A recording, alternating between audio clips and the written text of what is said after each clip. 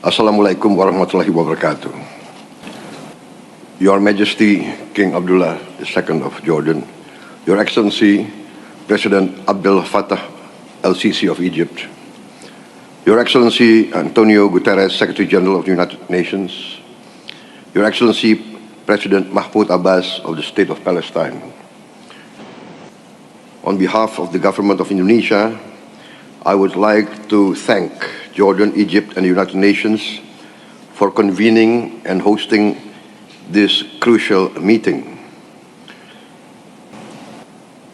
The government of Indonesia and the people of Indonesia express once again the strongest support for an independent and sovereign Palestine as the real solution to this conflict in Palestine and in Gaza.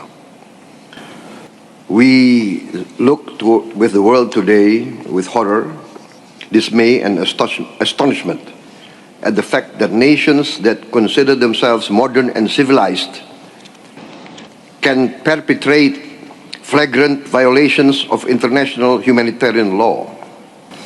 The targeting of civilians and civilian infrastructure is in direct violation of the laws of modern warfare. We call on both sides to respect the laws of warfare. We call on all great powers to use their great influence to enforce the Convention of International Law.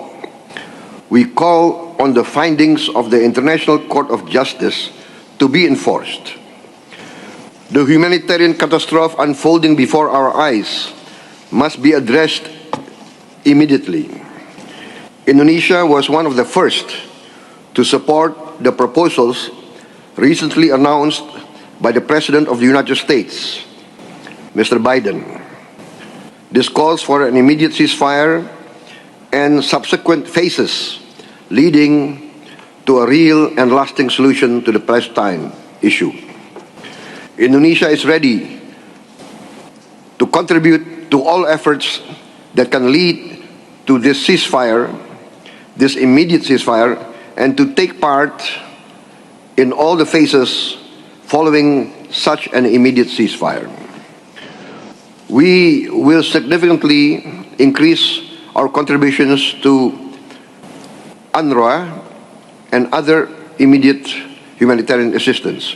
We are ready to deploy more medical teams and a field hospital to operate in Gaza.